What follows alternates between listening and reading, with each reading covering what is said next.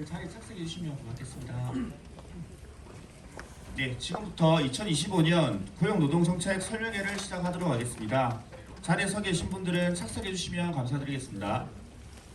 먼저 고용노동부 울산지청장이신 김범석 지청장님의 인사 말씀이 있으시겠습니다. 큰 박수로 맞이해 주시면 감사드리겠습니다.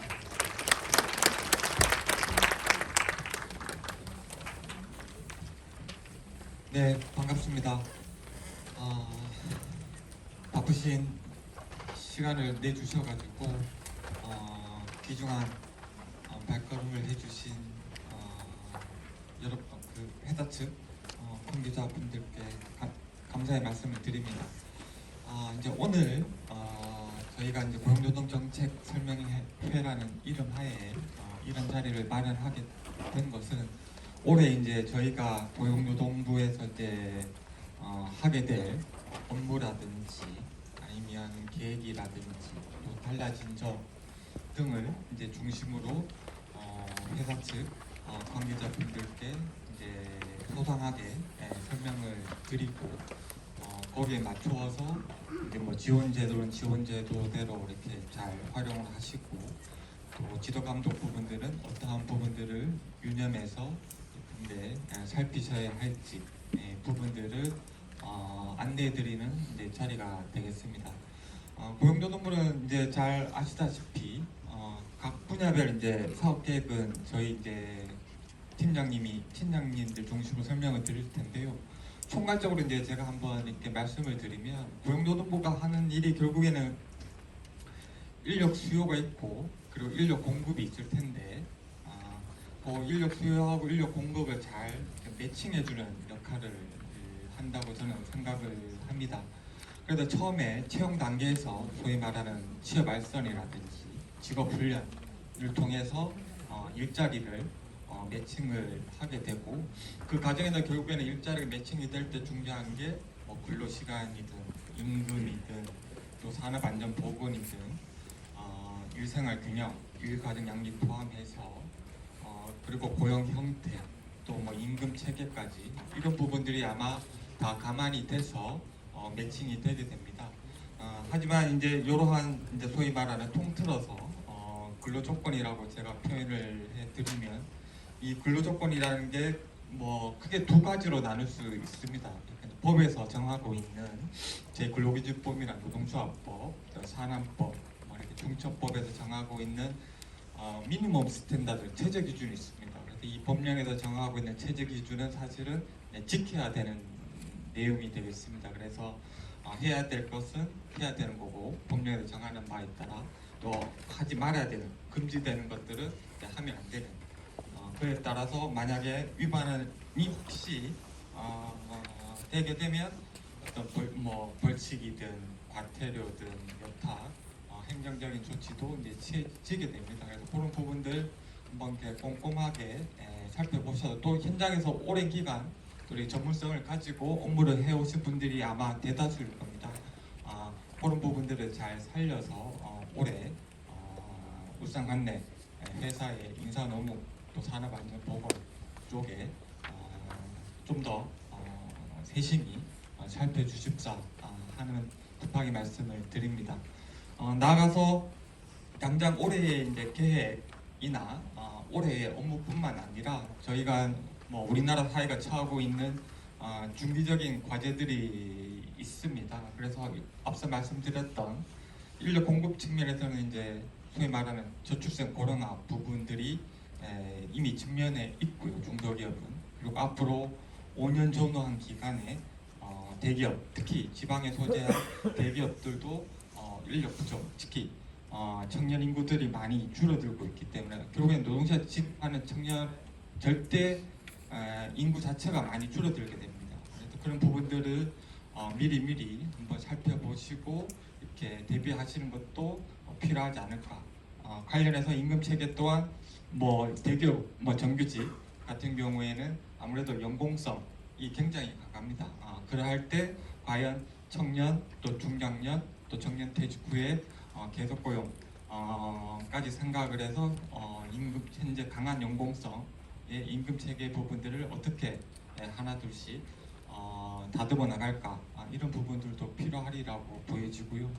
인력 수요에 있어서 어쨌든 가장 큰 변화는 아무래도 잘 아시는 것처럼 AI라든지 또 로봇이라든지 휴머노이드 등등의 부분들이 최근에 2, 3년 사이에 급격하게 이제 변화하고 있고 앞으로 더 가속화될 개연성이 높습니다. 그래서 이러한 부분들을 어떻게 생산 관리가 됐든 또 인력 관리 부분에서 적절하게 이렇게 조화를 시켜 나갈지 부분들도 중대한 과제라고 생각이 듭니다.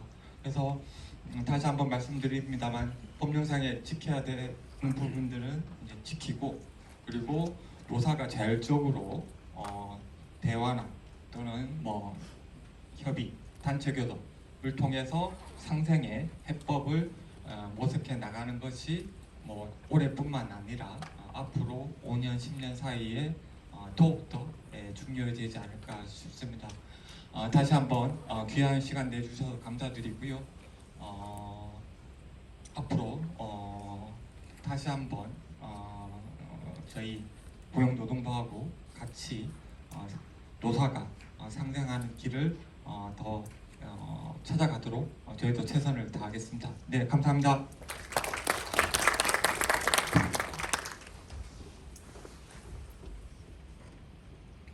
네, 다음으로 울산고용센터 취업지원총괄팀의 김규재 주무관의 기업 도약 포장 패키지에 대한 설명이 있겠습니다. 박수로 맞이해 주시면 감사드리겠습니다.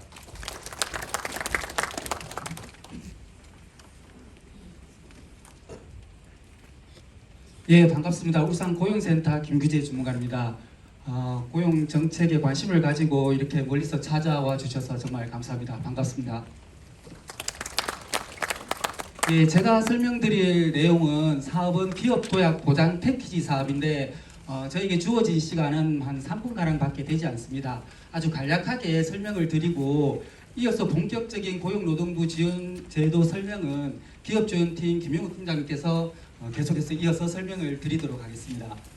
네, 여기 보시면 기업 도약 보장 패키지라고 되어 있는데 이 내용은 무엇이냐면 고용 여건이 열악한 사업장에 저희들 고용노동부 외에 뿐만 아니라 유관기관의 기업 지원 제도를 활용해서 고용 여건을 보다 좀 개선시키고 난 다음에 채용 지원을 통해서 직원 고용에 도움이 되고자 하는 사업으로 보시면 됩니다. 그래서 저희들이 기본적으로 이 사업을 진행할 때는 사업장을 한번 방문해서 사업장에 필요한 부분을 한번 체크를 하고 그리고 난 다음에 저희들 기본적인 여러분 사업장의 근로자 구성을 보고 고용보험 피보험자 내용을 연령별, 성별 또는 뭐 기타 최근의 고용 동향이라든지 보고 저희들 쪽에 지원할 수 있는 지원 제도가 있다면은 바로 즉시 좀 알려드려서 지원금을 수령할 수 있도록 하고 뭐 울산경제진흥원이라든지 기타 유관기관에도 지원 제도를 수령할 부분이 있다면은 같이 연결을 시켜드리고 또는 인사노무 컨설팅이라든지 뭐 직무 교육이라든지 필요한 부분이 있다면 각 유관기관과 함께 가서 그 부분에 대해서 지원을 해드리는 사업으로 보시면 됩니다. 근데 이 사업의 최종 목적은 어쨌든 채용을 보다 좀 용이하게 하기 위한 것이고 그리고 채용을 좀 이루어지게 하는 것이다 보니까 마지막으로는 저희들이 이 사업장에 대해서 개별 사업장에 대해서만 만남의 날을 행사를 한다든지 뭐 작년 같은 경우에는 울산 지역에 구직자가 없는 경우에는 부산까지도 한번 같이 동행해서 간 적도 있고요. 어쨌든 개별 사업장에 맞추어서 채용을 지원하고 최종적으로 직원을 고용할 수 있도록 지원해 주는 사업이라고 생각해 주시면 좋겠습니다. 혹시 뭐 궁금한 게 있으시면 향후에 저기 연락처가 있으니까 전화를 주셔도 되고요. 혹시나 뭐 이 설명회가 끝나고 난 다음에 앞에 테이블에서 좀 안내를 받으셔도 좋을 것 같습니다. 예, 이상 제 설명을 마치도록 하겠습니다.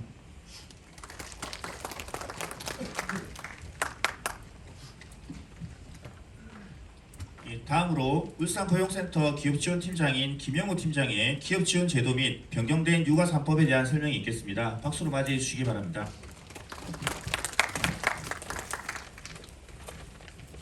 예, 반갑습니다. 울산고용센터 기업지원팀에 있는 김영우입니다.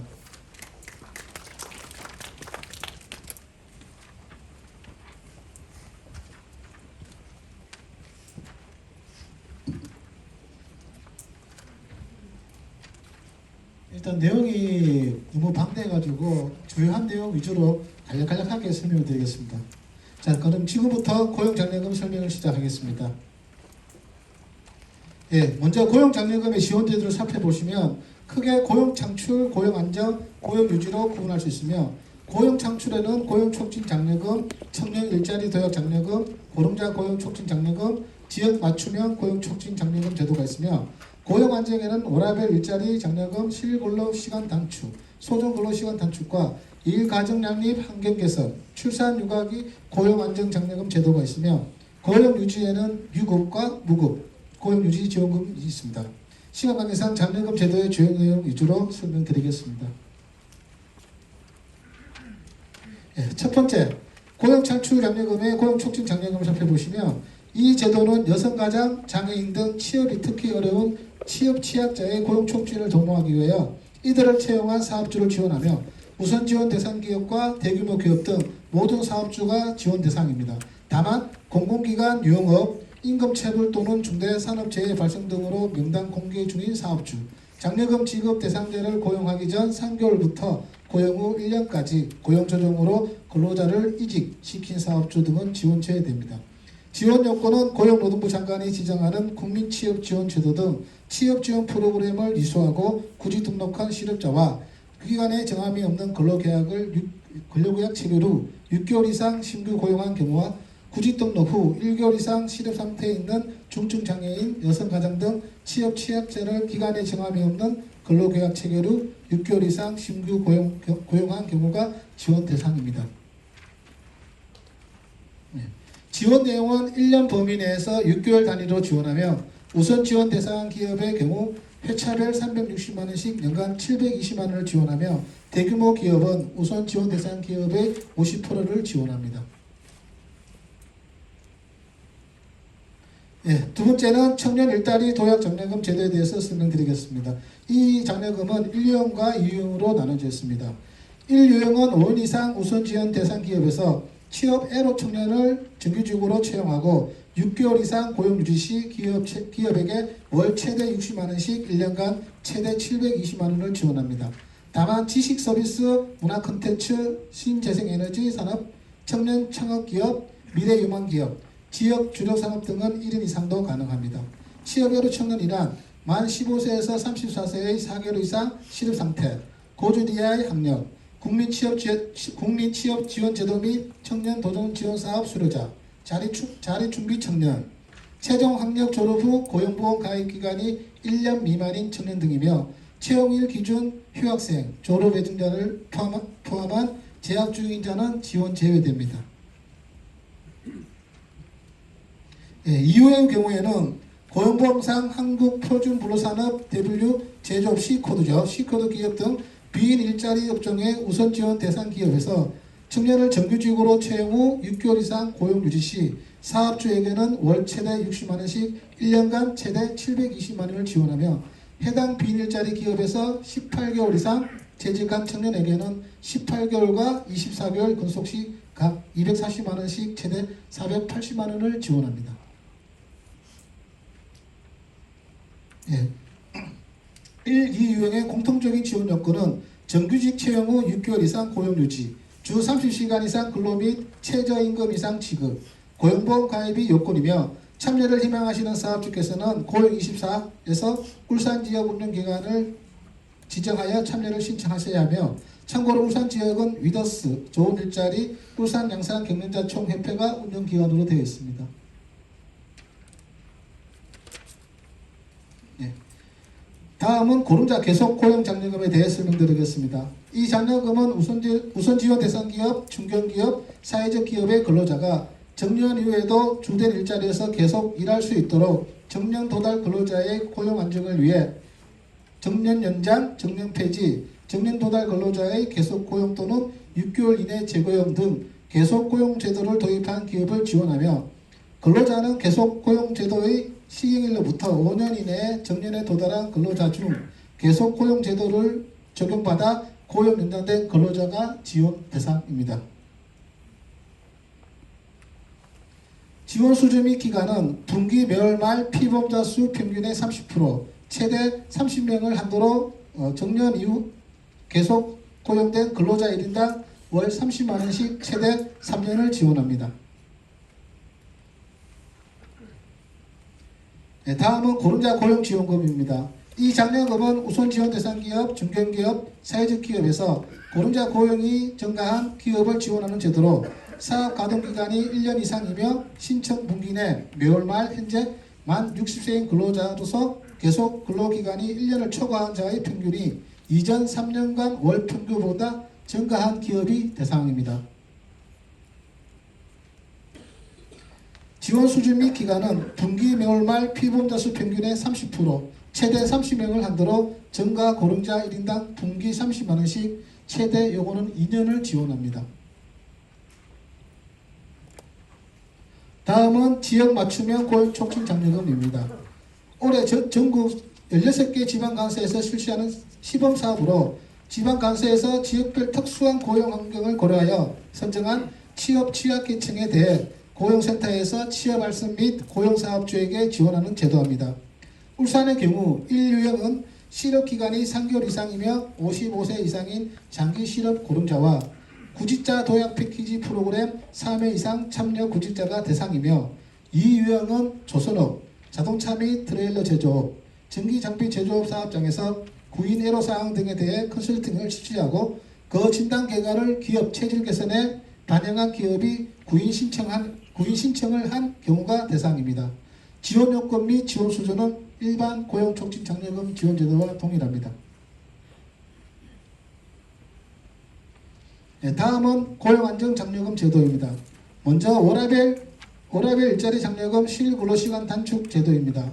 이 사업은 장시간 근로문화 개선 등을 위해 근로시간 단축 계획을 수립하여 기업 전반의 실근로시간을 단축한 우선지원 대상 기업과 중견기업을 지원하는 제도로 지원 요건은 먼저 세부 추진 계획을 수립하여야 하며 이후 고용센터에 참여 신청서를 제출하여 선정심사위원회 심사 결과 승인된 사업장에 한해 지원되며 시행기간별 1인당 주 평균 실근로시간 시간이 단축 시행 직전 3개월과 비교하여 2시간 이상 감소되어야 하며 전자카드, 지문인식, 타임레코드 등 전자기기식 방식으로 근로자의 단축 전후 출퇴근 시간이 관리되어야 합니다. 지원 수준은 지원 대상 근로자의 30% 최대 100명을 한도로 지원 인원 1인당 단축 정려금 월 30만 원이 지원됩니다. 단 지원 대상 근로자가 10명 미만일 경우에는 3명 지원됩니다. 다음은 워라밸 일자리 장려금 소정 근로시간 단축 제도입니다.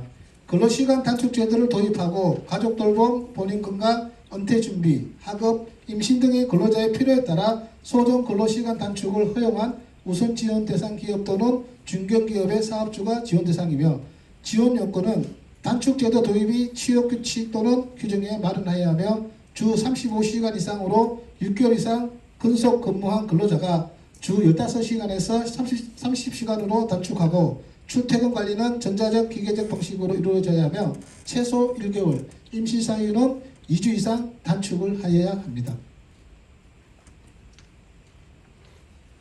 지원 내용은 직전연도 말 기준 피보험자 수의 30% 최대 30명을 한도로 장려금은 월 최대 30만원, 임금 감소액 보존금은 월 최대 20만원을 3개월 단위로 지원해 드립니다. 다음은 유연근무 장려금입니다. 이 제도는 소속 근로자의 필요에 따라 재택근무, 원격근무, 실차 출퇴근, 선택근무 등 유연근무 사용을 허용한 우선지원 대상 기업 또는 중견기업의 사업주가 지원 대상이며 지원 요건은 사업계에서 제출 및 고용센터의 심사 승인, 주당 소정 근로시간 35시간 이상 40시간 이하, 근로계약서 작성에 변경된 근로시간, 근로장소 등에 대한 사항 명시, 전자기계적 방식으로 지원 대상 근로자의 출퇴근 시각 관리, 각 유연근무별 근태관리 기준을 준수하여야 하며 특히 시차 출퇴근 제도는 육아기 자녀를 둔 근로자가 활용하여야만 합니다.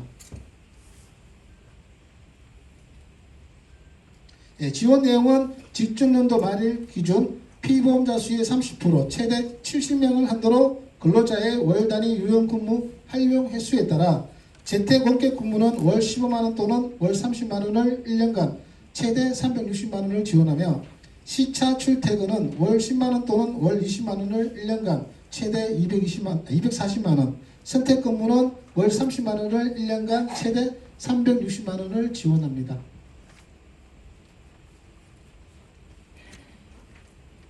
다음은 일생활 경력 인프라 지원 제도입니다.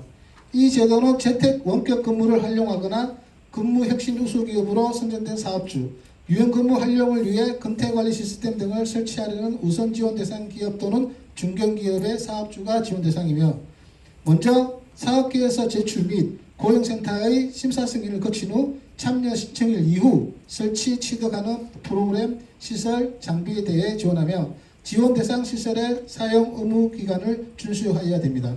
PC, 노트북 등 통신 장비, 건물 토지의 구입, 임차 비용은 지원에서 제외됩니다. 재택 원격 근무 또는 근무 혁신 인프라 구축을 위해 근태관리 시스템과 정보 보안 시스템을 설치할 경우 사업주가 투자한 비용의 50에서 80% 범위 내에서 최대 2천만 원을 지원하며 재택 원격 시차 선택 등의 유연 근무 인프라 구축을 위해 근태관리 시스템만을 설치할 경우에는 사업주가 투자한 비용의 70%, 연 250만 원을 기준으로 3년치를 지원합니다. 다음은 출산 육아기 고용안정장려금 지원 제도입니다.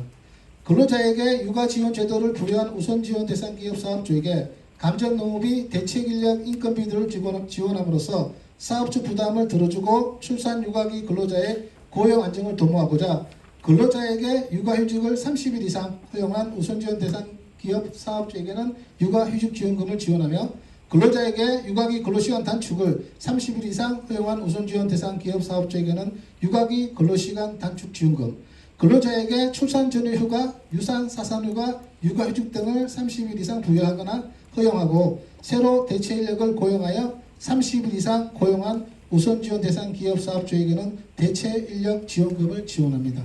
지원 내용은 육아휴직 지원금액 같은 경우에는 일반적으로 30만 원을 지원하고요. 월. 그 다음 육아기 근로시간 단축 지원금도 월 30만원, 업무 부담금은 월 최대 20만원, 대체 인력 지원금은 사업주가 지급한 임금의 80%를 한도로 월 최대 120만원을 지원하며 업무 인수 인계 기간에 대해서는 최대 2개월까지 지원 가능합니다.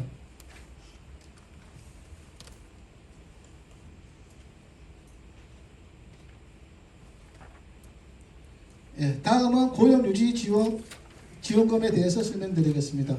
먼저 유급 고용 유지 지원금입니다. 매출액 15% 이상 감소 등 일시적 경련난으로 고용조정이 불가피하게 된 사업주로서 근로자의 휴업, 휴직의 고용유지 조치를 한 경우 지원하는 제도로, 휴업의 경우는 1개월간 전체 피보험자 수의 총 근로시간 중 20%를 초과하여 근로시간을 단축한 경우에, 휴직은 1개월 이상 실시한 경우에 지원하며 고용유지 조치기간 중에는 신규 채용이 제한되며 고용유지 조치기간과 이후 1개월간 고용조정이 제한됩니다.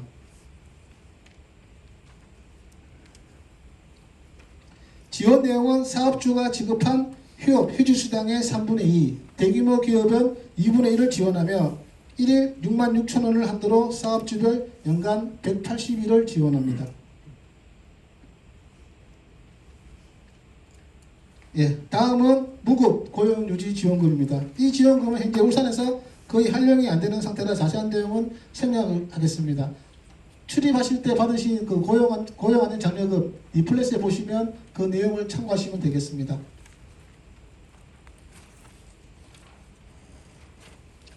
자, 다음은 노동보호제도 중 근로자 지원 제도에 대해 25년에 변경된 내용 위주로 간략히 설명드리겠습니다. 노동보호의 근로자 지원제도는 임신기의 난임 치료 휴가, 출산기의 출산 전후 휴가급여, 배우자 출산 휴가급여, 유사산 휴가급여, 육아기의 육아휴직급여, 육아기 근로시간 단축 급여로 구분되어 있습니다.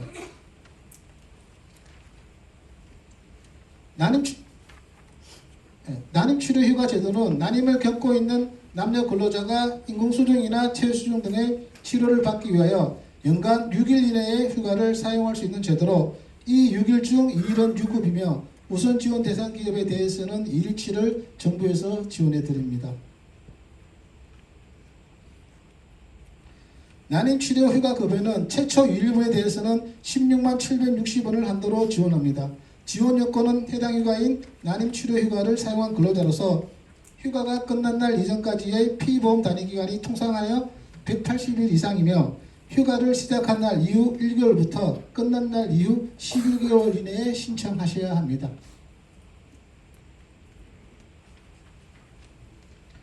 다음은 출산 전후 휴가 제도입니다.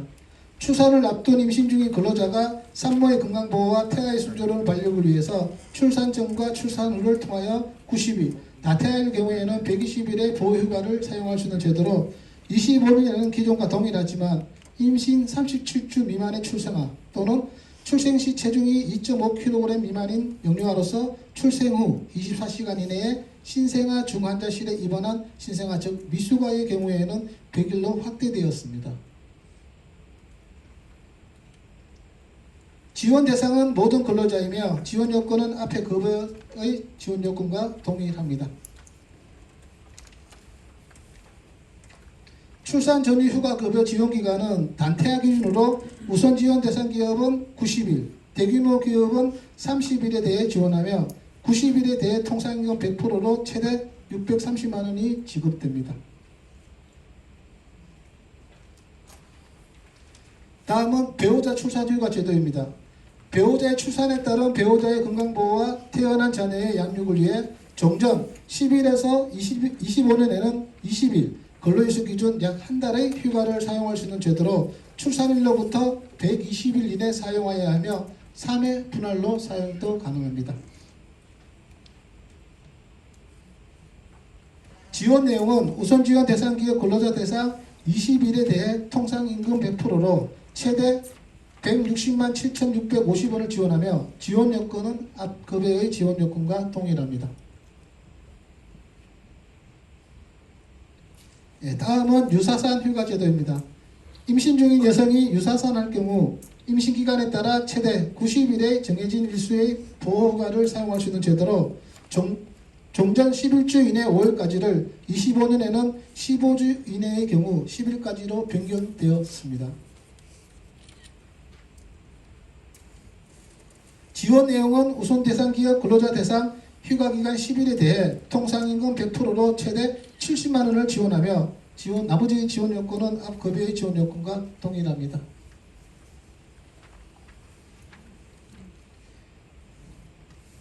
다음은 육아휴직 제도입니다. 임신 중이거나 만 8세 또는 초등학교 2학년 이하의 자녀가 있는 근속기간 6개월 이상의 남녀 근로자가 자녀의 양육을 위하여 1년의 기간을 휴직할 수 있는 제도로 25년부터는 첫 번째, 동일한 자녀를 대상으로 부모가 각각 육아휴직을 3개월 이상 사용. 두 번째, 한부모 가정. 세 번째, 장애 아동의 부모는 1년 6개월까지 사용 가능하며 분할 사용도 3회까지 가능하게 바뀌었습니다. 지원 대상은 모든 근로자이며 지원 요건은 앞의 급여 지원 요건과 동일합니다. 육아휴직급여의 지원 내용은 1개월에서 6개월까지는 통상임금의 100%로 3개월까지는 250만 원을 한도로 4개월에서 6개월은 200만 원을 한도로 지원하며 7개월 이후부터는 통상임금의 80%로 160만 원을 한도로 지원합니다. 밑에 보시면 부모 함께 육아휴직제, 한부모 특례 제도가 있어 상한 금액을 지원합니다. 요거에 대해서는 나중에 혹시나 궁금하시면 마치시고 저희들 기업지원제도 컨설팅 쪽에서 문의해 보시면 되겠습니다. 다음은 육아기 근로시간 단축 제도입니다. 만 12세 또는 초등학교 6학년 이하의 자녀가 있는 근속기간 6개월 이상의 남녀 근로자가 자녀 양육을 위해 1년까지 근로시간을 줄여 15시간에서 35시간까지 일할 수 있는 제도로 25년부터는 종전 자녀 연령이 만 8세 초등학교 2학년에서 만 12세 초등학교 6학년으로 변경되었으며 기간도 육아휴직 미사용 기간을 1배 가산하여 최대 2년이 육아휴직 미사용 기간을 2배 가산하여 최대 3년으로 변경되었으며 최소 사용 기간도 1개월로 단축되었습니다. 지원 대상은 모든 근로자이며 지원 요건은 육아기 근로시간 단축을 30일 이상 부여받은 근로자가 대상이며 다른 요건은 앞의 급여 요건과 급여의 지원 요건과 동일합니다. 급여 지원 수준은 단축 최초 10시간에 대해서는 육아기 근로시간 단축 개시일 기준 단축 전 월 통상임금의 100%로 상한액은 220만원, 하한액은 50만원이며 나머지 근로시간 단축분에 대해서는 육아기 근로시간 단축 개시일 기준 단축 전 월 통상임금의 80%로 상한액은 150만원, 하한액은 50만원입니다. 이상으로 간략하게 설명을 마치겠습니다. 아마 내용이 좀 많다 보니까 제가 빨리 좀 설명을 드렸는데 혹시나 궁금하신 사항이 있으면 아까 제가 재소개 드렸듯이 저는 울산 고용센터의 기업지원팀에서 근무하고 있습니다. 저희 지원들도 같이 근무하고 있으니 그쪽으로 연락 주시면 저희들이 자세히 안내해 드리겠습니다. 감사합니다. 예, 저희 센터 기업지원팀장의 설명이 있으셨고요. 이제 아까 들으셨다시피 저희 다양하고 많은 내용이 담긴 지원 제도였습니다. 오늘 이 자리에서 모든 내용을 아마 여기 계신 분들이 다 숙지하시긴 어려울 걸로 생각됩니다만 들으시면서 우리 사업장에 설명회 때 이런 제도가 있었지 정도로만 상기시켜도 오늘 이 자리에 충분한 성과가 있을 거라 생각되고요. 앞서 말씀드린 대로 고용 촉진 창출 유지가 있는데요. 촉진은 말 그대로 취약계층에 대한 촉진 제도가 있으니까 이 사람들을 우리가 고용하면 지원금이 있겠다. 또 우리가 어떤 고용을 또 늘리면 즉 창출하면 또 지원금이 있구나. 그 다음에 고용상 해고를 안 하고 유지를 하면 또 우리가 지원금이 있구나. 그 정도로 알고 나중에 저희 울산 고용센터 전화하셔가지고 자세한 내용 물어보시면 도움이 되지 않을까 싶습니다. 이어서 직장 내 괴롭힘 및 성희롱 예방 제도에 관해 근로문화 개선 지도과의 김상석 감독관의 설명이 있겠습니다. 큰 박수로 맞이해 주시기 바랍니다.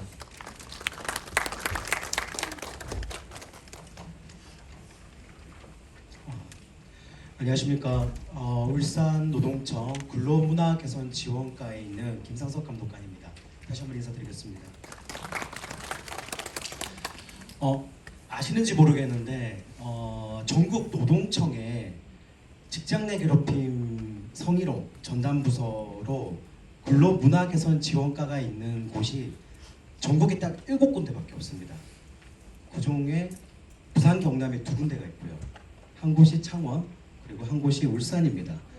그래가지고 저희 과는 직장 내 괴롭힘하고 성희롱을 전담으로 하고 있고요. 직장 내 성희롱 예방 교육은 아마 다들 아실 겁니다. 성희롱 예방 교육은 또 1년에 한 번 의무 교육화되어 있기 때문에 오늘 성희롱은 따로 말씀을 드리지 않겠습니다. 어차피 매년 사업장에서 교육을 받고 계실 거라고 아니면 교육을 주관하고 계실 거라고 믿고 다만 이 괴롭힘에 대해서 오늘 좀 얘기를 하려고 합니다.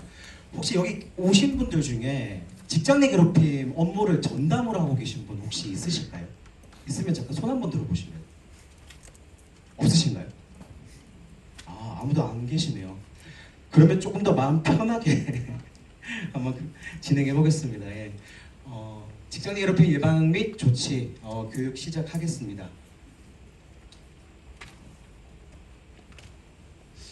일단 목차는 이 정도로 되어 있고요. 일단 직장 내 괴롭힘 금지 제도가 무엇이냐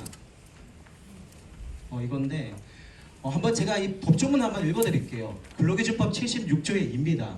사용자 또는 근로자는 직장에서의 지위 또는 관계 등의 우위를 이용하여 업무상 적정 범위를 넘어 다른 근로자에게 신체적, 정신적 고통을 주거나 근무 환경을 악화시키는 행위를 금지한다. 이게 이제 직장 내 괴롭힘 금지 제도고요. 여기 보면은 사용자가 직장 내 괴롭힘 행위를 한 경우 1,000만 원 이하 과태료라고 부과되어 있는데 기본이 300입니다. 300이에요. 300이면은 어떻게 생각하시는가 하면 보통 임금 체불 해가지고 검찰에서 이제 뭐 벌금 같은 걸 받잖아요. 그러면 처음에 벌금이 300이 안 나와요. 어떻게 보면 이 가태료가 좀 세다고 생각을 하시면 될 것 같습니다. 괴롭힘 금지 제도 법조항인데요. 한번 보시면은 일단 직장 내 괴롭힘은 누구든지 사용자에게 신고가 가능합니다. 퇴직자도 신고가 가능하도록 되어 있습니다. 그리고 2항 사용자의 지체 없는 객관적 조사 실시 의무입니다. 이거 조심하셔야 되는 게 사용자는 직장 내 괴롭힘을 알게 됐다, 인지하게 됐다라면은 괴롭힘 조사를 실시를 하셔야 됩니다. 만약에 근로자가 우리 인사 담당자한테 직장 내 괴롭힘이 있다라고 신고를 했어요. 아니면 상담을 했어요. 거기서 잘 해결이 되면 되는데 거기서 해결이 되지 않고 만약에 사업장에서 조금 시간을 끈 거예요. 조사를 실시를 안 한 거예요. 그 상황에서 우리 근로자께서 회사가 객관적 조사를 실시를 안 했어요라고 노동청에 신고를 하잖아요. 그러면 가태료 부과 대상입니다. 그렇기 때문에 요거 꼭 기억하셨으면 좋을 것 같고요. 3항 조사 기간 중에는 적절한 조치를 부과를 해야 됩니다. 근데 저게 가태료가 없습니다. 가태료가 없기 때문에 저희 사업장에서 문의가 많아요. 보통 저 조사 기간 중에 근로자가 요청하면은 분리조치하도록 되어 있거든요. 그러면은 저기 가태료가 없기 때문에 그러면 분리조치 안 해도 되나요? 라고 물어보실 때가 있는데 저희는 그러면은 당연히 답변을 가능하면 하세요라고 합니다. 하세요라고 답변을 드려요. 그러면 가태료가 없기 때문에 안 해도 되지 않나요? 라고 물어보시는데 그러지 않으셨으면 좋겠어요. 가능하면 이 법조항을 좀 지켜주시기를 바라고. 자, 4항하고 5항은요 괴롭힘이 확인되었을 때 사용자가 해야 되는 조치입니다. 첫 번째 사항은 근로자 보호를 위한 적절한 조치를 해야 됩니다. 여기에 분리조치, 그 다음에 유급휴가 명령 등등이 예시로 들어가 있고요. 5항 가해자에 대해서 징계 등에 필요한 조치를 해야 돼요. 자, 그럼 여기서 이 법조항을 나중에 보시면은 피해 근로자가 저 가해자가 나를 괴롭혔기 때문에, 근데 괴롭힘 인정이 됐기 때문에 징계해 주세요. 근데 그 징계를 해고해 주세요. 라고 요청할 수 있잖아요. 어떻게 해야 될까요? 해고는 안 될 것 같죠, 맞죠? 방금 고개를 이렇게 깨워하시는데 맞습니다. 근로자의 의견은 들어야 됩니다. 하지만 근로자의 요청대로 하실 필요는 없습니다. 다만 근로자와 좀 얘기를 잘 하셔야 돼요. 근로자가 괴롭힘을 너무 심하게 당한 거예요. 정말 이 사람 해고하고 싶어요. 그래가지고 사업장에다가 막 해고를 요청을 합니다. 근데 회사가 해고를 안 하잖아요. 그러면 회사의 이 조사 결과에 대해서 그러니까 이해할 수 없다라고 해가지고 노동청에 또 신고가 들어오는 경우가 있어요. 그렇기 때문에 우리 인사 담당자님들 그리고 괴롭힘 업무 담당자분들이 요거를 좀 잘 생각하셔가지고 근로자분들의 충분한 의견을 들으시고 조치를 취해 주시기를 부탁을 드립니다. 그리고 제6항은 불리한 처우 금지입니다. 이건 당연한 겁니다. 성희롱도 마찬가지잖아요. 성희롱을 당한 피해자를 보호해야 될 거 아닙니까? 제2차 가해가 없어야 될 거 아니에요. 괴롭힘도 마찬가지입니다. 그렇게 생각하시면 될 것 같고요. 비밀 누설 금지도 그 일환으로 생각하시면 되겠습니다. 자, 그러면 직장 내 괴롭힘 사건이 사업장에 접수가 됐어요. 그럼 사업장에서 어떻게 해야 되냐? 이게 지금 여기 나와 있는 내용입니다. 자, 신고 접수가 됐어요. 발생 사실 인지입니다. 여기서 인지라는 건 그냥 알게 된 거예요. 그러면은 바로 즉시 조사를 진행을 해야 됩니다. 여기 익명 제보도 가능하도록 되어 있습니다. 요거 참고하시고요. 그러면 신고가 접수됐어요. 그러면 상담을 진행을 하시겠죠. 이 상담 진행 과정에서 사업장 내에서 어떻게 보면 잘 해결되는 상황이 생길 수도 있고 아니면 정식 신고를 통해서 정식 절차를 밟아야 되는 경우도 있습니다. 하지만 이 상담 때 꼭 필요한 거, 만약에 행위자가 그러니까 피해 근로자가 단순히 행위자의 사과를 요구한대요. 그러면은 사과 요구 알겠다 해가지고 약식 조사하고 그래 당사자 간에 해결할 수 있도록 하시면 됩니다. 하지만 그게 아니라 정식으로 신고하겠다 그러면은 절차 규정대로 정식 조사하셔서 만약에 인정된다면 가해자에게 징계 등 적절한 조치를 취해야 됩니다. 다만 이 상담 과정에서 요거 꼭 확인하셔야 돼요. 아까 가태료 없는 조항 있잖아요. 그 조항인데 보호조치 요구사항을 꼭 확인하셔야 됩니다. 그래서 보호조치 실시하셔야 되고 피해자 대상에 대해서도 보호조치 진행을 하셔야 됩니다. 그리고 필요한 거, 괴롭힘 사건은 한 번 발생되고 나면 그 뒤에 재발될 가능성이 굉장히 높습니다. 그렇기 때문에 상시 모니터링 하시고 특별히 행위자분들을 좀 잘 관리를 해주셔야 돼요. 한번 욕하신 분들은 계속 하시거든요. 그러시더라고요. 그래서 인사 담당자분들께서 그분들을 좀 잘 모니터링을 해주실 필요가 있습니다. 자, 그러면 괴롭힘이 구체적으로 뭐냐 했을 때 아까 정의는 저희가 봤고 괴롭힘은 세 가지 요건이 필요합니다. 첫 번째가 우위성입니다. 지위 또는 관계 우위가 있어야 되고요. 두 번째, 업무상 적정 범위를 넘어야 되고, 세 번째, 신체적 정신적 고통을 주거나 근무 환경을 악화시켜야 됩니다. 이 세 가지가 다 성립이 되어야 직장 괴롭힘이 성립이 됩니다. 그 이후에 이거는 또 설명을 드릴 거고요. 여기 뭐 종합적 판단이라고 되어 있는데 뭐 행위자, 피해자, 행위 장소, 행위 요건입니다. 잠깐만 좀 본다면 사용자 근로자는 근로기준법의 사용자와 근로자입니다. 다만 여기서 자주 신고가 들어오는데 안 되는 경우가 뭔가 하면 원하청 관계는 성립이 되지가 않습니다. 원하청 관계. 반응이 없으셔서 안 듣고 계신 줄 알았는데 방금 되게 반가웠어요. 감사합니다. 원하청 관계는 성립이 안 됩니다. 파견은 성립이 돼요. 파견 관계는 성립이 되는데 원하청 관계, 그러니까 원청과 하청 간의 그 뭐 용역 계약이나 아니면은 뭐 업무 위임 계약 같은 거 맺으시잖아요. 그런 계약 관계에서는 원청의 행위자가 하청의 근로자를 괴롭혔어요. 아마 주로 그런 경우가 많을 겁니다. 원청에서 갑질을 하잖아요, 보통. 혹시 원청 관계자가 계시면 죄송합니다. 그런 경우가 많다 보니까. 근데 그 원하청이 가끔 들어오는데 성립이 안 됩니다. 그거 좀 알고 계시면 좋을 것 같고요. 피해자는 근로기준법상 근로자입니다. 그래서 당연히 아쉽게도 특수형태 근로자는 이 근로기준법 적용이 제외되기 때문에 성립이 되지가 않습니다. 행위 장소는 저희가 좀 넓게 봐요. 그래가지고 사내 메신저나 SNS 온라인에서 발생한 경우도 인정이 됩니다. 다만 안 되는 경우, 혹시 해보셨는지 모르겠는데 블라인드 같은 익명 게시판 있죠. 익명 게시판은 행위자를 특정할 수가 없어요. 특정할 수 없기 때문에 그런 익명 게시판에서 서로 욕하고 하는 거는 괴롭힘으로 인정되기가 좀 어렵습니다. 알고 계시고요. 행위 요건은 다음 이걸로 좀 확인을 하겠습니다. 자, 제가 아까 말씀드렸는데 첫 번째가 우위성입니다. 이 우위성이라는 거는 일단은 지위상의 우위가 저희가 좀 많이 얘기를 합니다. 뭔가 하면 그냥 계급상, 직급 체제상 위입니다. 당연히 사원보다 과장님이 갑이시겠죠. 그 다음에 뭐 전무이사님이 당연히 부장보다는 갑이실 거고, 이제 그런 상황을 말합니다. 관계 우위인데요. 이건 무슨 말인가 하면은 지위상 우위는 없어요. 그러니까 동료가 아니거나 아니면 후배인 거예요. 근데 이게 관계상 우위가 성립이 될 수가 있어요. 실제로 하고심 판례인데 후배 3명이서 팀장을 왕따시켰습니다. 근데 이 후배 3명이 같은 학교 출신이었어요. 그리고 3명이서 카톡방을 팝니다. 그 카톡방에서 열심히 팀장을 욕설을 했어요. 뒷담화를 했어요. 그리고 팀장의 지시도 좀 무시를 합니다. 여러 가지가 쌓였잖아요. 근데 그 카톡방의 존재를 팀장이 알게 된 거예요. 어떻게 알게 될지 모르겠는데 그런 게 증거자료로 다 제출이 됐겠죠. 실제로 그 성립이 됐습니다. 굉장히 독특한 케이스예요. 보통 분들은 하급자가 직장 내 괴롭힘의 행위자가 될 수 없다라고 알고 계실 거예요. 하지만 관계상 우위가 성립이 된다면 성립은 될 수 있습니다. 하지만 성립되기까지가 좀 쉽지는 않겠죠. 두 번째입니다. 업무상 적정 범위를 넘어야 돼요. 이거는 무슨 말인가 하면 일반적인 평균적인 사람의 관점에서 이 행위는 내가 봐도 문제가 있어 라고 생각되는 경우입니다.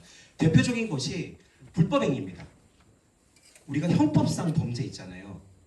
뭐 모욕, 폭행, 포거 뭐 이런 등등의 형법상 위반 행위는 직장 내 괴롭힘이 인정된다라고 보시면 될 것 같아요. 그리고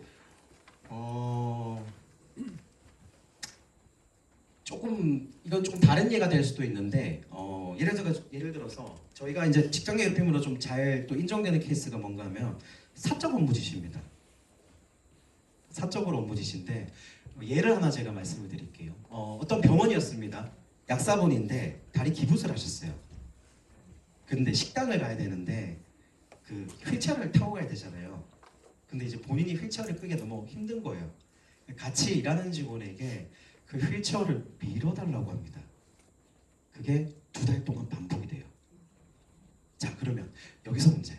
괴롭힘이 성립이 될 것 같아요? 안 될 것 같습니까?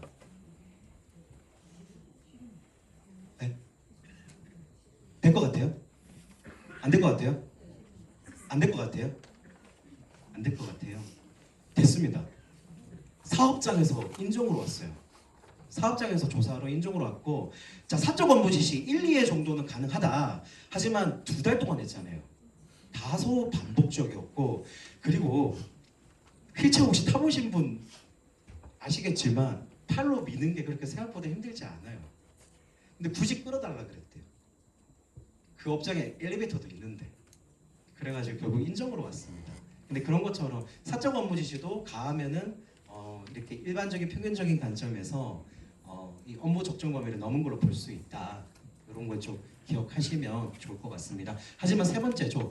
업무상 지시나 주의 명령에 불만을 느끼더라도 사회 통용상 업무의 필요에 의한 것이었다면 직장 내 괴롭힘으로 인정하기 어렵다라고 되어 있는데, 실제로 대법원 판례를 보면 사업주의 재량 사항은 굉장히 폭넓게 인정되고 있습니다.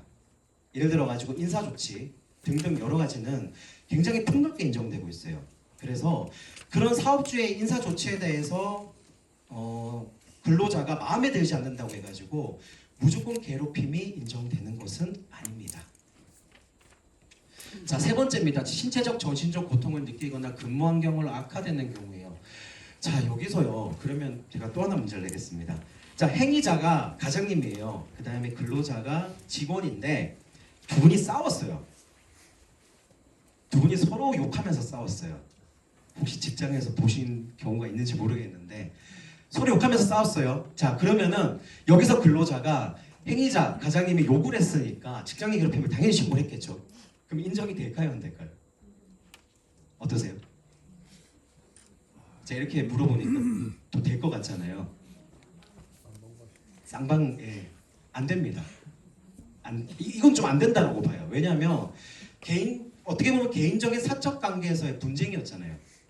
그렇기 때문에 이게 괴롭힘이 인정된다라고 보긴 어려워요. 다만 근데 그런 상황에서 근로자분들이 이거를 많이 얘기하십니다. 싸우고 나서 신체적, 정신적 고통을 느꼈다. 그리고 싸웠잖아요. 과장님이 내버려 두시겠어요? 뭔가 뒤끝있는 행동을 하실 수도 있잖아요. 맞죠? 기한을 막 결제를 빨리 안 해준다거나 연차 쓰고 어디 간다니까 계속 어디 가냐고 물어본다거나 그런 일들이 좀 발생될 수 있는데 그랬을 때 이제 근무 환경이 악화됐다 이렇게 주장하는 경우도 있습니다. 하지만 이것도 마찬가지예요. 신체적, 정신적 고통을 느꼈거나 근무 환경이 악화됐다고 해가지고 이게 무조건 되는 게 아니라 적어도 일반적이고 평균적인 사람의 입장에서 인정될 만한 고통과 악화라고 보셔야 됩니다. 직장 내 괴롭힘을 그럼 어떻게 해야 되냐? 그러면은 당연한 거겠지만 예방이 최선입니다. 자, 근데 여기서 문제가 있어요. 직장 내 괴롭힘 예방 교육은 법적 의무 교육이 아닙니다. 지금 아마 성희롱 예방 교육하고 같이 하고 계실 거예요. 뭐 이렇게 강사분들이 다니시면서 또 해주시는 걸로도 알고 있고, 아니면은 뭐 사업장 내에서 자체적으로 하실 수도 있는데 법적 의무 교육이 아닙니다. 그래서 실제로 안 하시는 분들도 있어요. 하지만 저희가 간곡히 좀 부탁을 드리는데 직장 내 괴롭힘을 그러니까 직장 내 괴롭힘을 발생되지 않게 하기 위해서는 교육이 필요합니다. 그리고 예방이 필요합니다. 이제 그 부분을 좀 말씀을 드릴 거예요. 첫 번째입니다. 최고 경영자의 직장 내 괴롭힘 근절 정책 선언 및 알리기를 얘기를 합니다. 이거 그 산업안전 쪽에 업무하시는 분들은 비슷한 거 보셨을 거예요. 최고 경영자의 정책 선언. 이거를 산업안전 쪽에 아마 제가 있는 걸로 알고 있는데 필요합니다.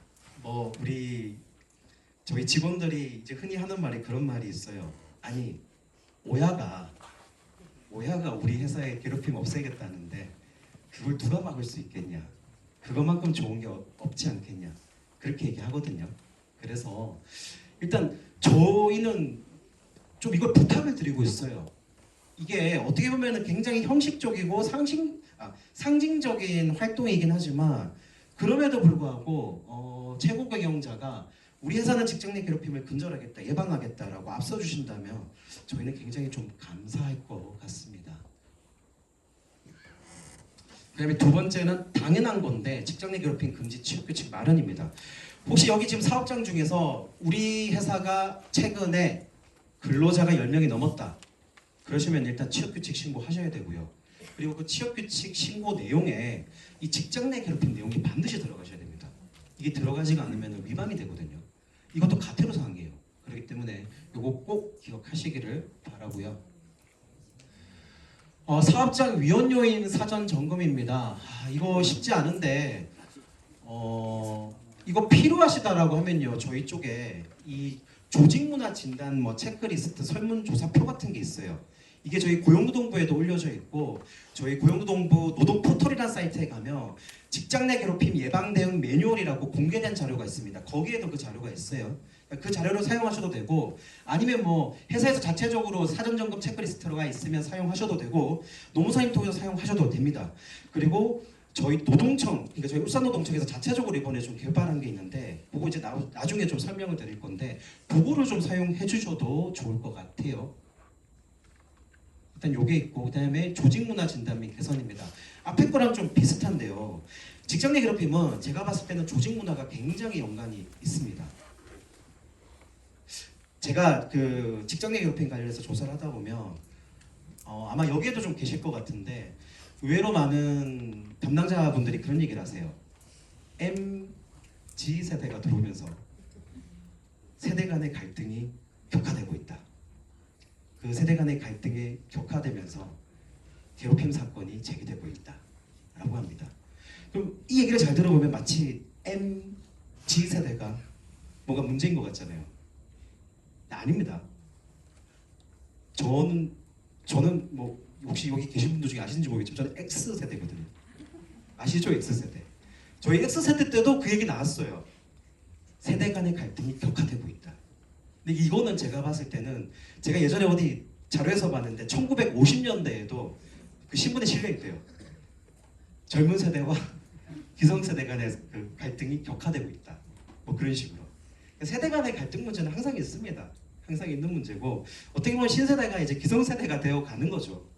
그리고 또 신세대가 들어오는 건데 이런 조직 문화를 좀 잘 맞춰가시기를 좀 부탁을 드립니다. 저는 사실은 아직도 이 MZ가 입에 붙은 사람이어서 MZ라고 하면 안 된다면서요. MZ세대라고 해야 된다고 하던데 뭐 이렇게 인사 담당자분들이 그런 조직 문화를 좀 잘 만들어 가시기를 또 부탁을 드리고요. 그 다음에 예방 교육입니다. 아까도 말씀드렸지만 의무 교육은 아닙니다. 하지만 여기 보면요, 굳이 임 들어갔잖아요. 임원. 이제 특히나 좀 관리자분들을 대상으로 직장 내 괴롭힘 교육을 꼭 좀 실시하시기를 부탁을 드리겠습니다. 뭐 그래가지고 이렇게 저희 고용노동부 홈페이지에도 보면 자료가 있어요. 자료가 있고 동영상도 있거든요. 그런 거 하시면 되고 그다음에 뭐 저희 한국고용노동교육원에서 직장 내 괴롭힘 예방 및 뭐 근절 교육 이런 거 무료로 지원을 한대요. 제가 알기로는 강사님이 사업장에 오셔가지고 교육을 해주신다고도 하거든요. 그런 거 좀 참고하시면 될 것 같습니다. 다음에 이제 여기서 저희가 한 가지 더 설명을 좀 드리고 싶은 게 작년입니다. 저희 근로문화 개선 지원과 직장 내 괴롭힘 사건 담당 감독관들이 모여가지고 자료를 하나 만들었어요. 개념을 하나 만들었다고 보시면 돼요. 그게 뭔가 하면 괴롭힘 인지 감수성입니다. 한번 설명을 좀 드릴게요. 정의는 이렇습니다. 성인지 감수성, 젠더 감수성 개념에서 착안한 개념으로 직장 생활 속에서 괴롭힘적 요소를 감지해내는 민감성을 의미합니다. 4가지 영역으로 구분했어요. 말과 행동, 업무 수행, 조직 문화, 괴롭힘, 대응 관리 이렇게 저희가 했는데 우리가 이거를 왜 착안하게 됐는가 하면 저랑 비슷한 나이 세대는 아실 거예요. 성희롱 예방교육 전에 뭐 지금도 있긴 한데 성인지 예방교육이라는 게 있었습니다. 성희롱 전에 성인지 감수성, 성인지 예방교육이라는 게 있었어요. 그래서 저는 지금도 기억나는 게 제가 성인지 예방교육을 한 10몇 년 전에 이제 사기업에 있을 때 받았는데 그때 강사님이 오셔가지고 저한테 딱 물어보시는 거예요. 뭐라고 하셨는가 하면 선생님 오늘 옆에 직원이 아주 이쁘게 이렇게 풀 메이크업을 하고 왔대요. 여직원이. 자 그러면은 선생님은 그 여직원에게 아유 오늘 화장이 이쁘네 라고 말을 하시겠습니까? 안 하시겠습니까? 라고 물어보시더라고요. 저는 당연히 그걸 말을 하는 게 그게 직장 생활의 미덕이라고 생각했습니다. 그러지 않아요? 아닌가요? 요즘은 미덕이 아닌가요? 그래가지고 전 당연히 그렇게 알아봐주면 좋죠라고 했는데 그 강사님이 저한테 뭐랬는가면 선생님은 방금 성인지 감수성이 떨어지는 대답을 하셨습니다 라고 하셨어요. 왠지 아세요? 얼평 얼굴에 대해서 평가하는 건 성인지 감수성이 떨어진다고 합니다. 제가 그때 깜짝 놀랐어요. 그래가지고 그 뒤로 그런 말을 잘 안 합니다. 안 하는데 마찬가지입니다. 뭐 이건 좀 극단적인 예인데요. 이 괴롭힘에 관련해 가지고는 이제는 괴롭힘이 되냐 안 되냐 가지고 말할 게 아니에요. 근원적인 접근을 해야 된다고 저희는 생각을 했습니다. 그게 뭔가 하면 성인지 감수성, 그러니까 이 성에 대해서 성적인 개념에 대해서 인지하는 감수성, 민감성이 필요하다면 괴롭힘도 괴롭힘적 요소를 감지되는 민감성이 필요하다 해가지고 저희가 4가지 영역으로 만들었어요. 그래가지고 이 말과 행동 부분에서 대표적인 게 이상한 아직도 이런 호칭 쓰시는 분이 있대요. 야, 너 아가씨는 제가 알기로는 성인지 감수성에서도 이거는 안 되는 걸로 알고 있는데, 자 이런 말들을 하시는 거 이거는 이제 저희가 이게 괴롭힘이 된다는 얘기가 아닙니다. 다시 한번 말씀드리지만 하지만 이런 행위를 하시는 분들이 쌓이고 쌓이다 보면 언젠가는 괴롭힘 행위를 할 수 있다 라고 저희는 생각을 해요. 그래서 만들었습니다. 그리고 반말하는 거예요. 반말 많이 하시죠. 저도 사실 저희 과에서 여직원들한테는 반말을 안 해요. 저는. 근데 남자 직원들한테는 반말을 하거든요. 저도 어떻게 보면 좀 떨어지는 건데 하지만 이거 조심하셔야 됩니다. 그 다음에 공개적 질책, 선언 업무 작성 행위, 그 다음에 업무 수행 중에서는 이유 없이 특정인 배제하는 거, 그 다음에 휴식 시간 중에 그리고 퇴근 이후에 업무 연락하는 거, 사적 심부름, 무관한 업무 지속적으로 요청하는 거. 이것도 이게 괴롭힘이라고 보기는 어렵지만 이게 계속 반복된다라면은 괴롭힘이 될 수 있다라고 생각해요. 그 다음에 조직 문화에서 메신저나 카톡방에 업무 관련된 메신저나 카톡방에서 특정인 제외하는 거, 그 다음에 왕따, 그 다음에 이건 뭐 많으실 것 같은데 개인사 공유나 뒷담화, 회식 강요 이런 부분들도 이것이 자주 반복되고 이것이 누군가 알게 된다라면은 괴롭힘이 될 여지가 있기 때문에 조심하자라는 입장입니다. 그리고 괴롭힘에 대해서도 이제는 괴롭힘에 대한 불편한 시선들, 괴롭힘 신고한 사람이 문제다라는 시선들은 좀 없어져야 될 것 같고, 그다음에 괴롭힘의 신고 사건 절차도 좀 회사 입장에서는 공유할 필요가 있다. 그리고 괴롭힘 사건의 절차를 무시하지 마라. 꼭 절차대로 진행을 해라. 뭐 이런 내용들이 좀 담겨 있고요. 이걸 저희가 점검표를 만들었어요. 이 점검표 그리고 이 점검표를 바탕으로 교육 자료를 만들었습니다. 저희가 부탁드리고 싶은 건 여기 업무 담당자들이 회사로 돌아가셔서 이거 저희 사이트에 있거든요. 저희 홈페이지 들어가셔서 뉴스 소식, 공지사항, 감수성으로 검색하면 이 자료 딱 떠요.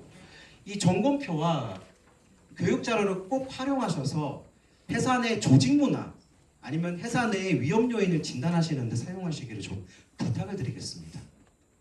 그리고 필요하시면은 뭐 언제든지 제 직통번호가 28-1860이거든요. 언제든지 저한테 연락을 주십시오. 그러면은 제가 28-1860이 제 번호니까 연락을 주시고요. 그리고 저희가 올해는 이 괴롭힘 인지 감수성 교육을 사업장에서 만약 요청을 하시면 저희 감독관이 찾아가서 이 괴롭힘 인지 감수성 교육을 진행하려고 합니다. 그러니까 뭐 혹시나 필요하시면은 28-1860으로 전화 주시면은 제가 또 찾아가서 교육을 진행할 수 있도록 하겠습니다. 예, 오늘 여기까지 하겠습니다. 감사합니다. 네, 지금 시간이 3시 다 됐죠? 네, 3시 다 됐는데 10분간 커피 한잔 하시고 쉬시고요. 3시 10분에 시작하도록 하겠습니다.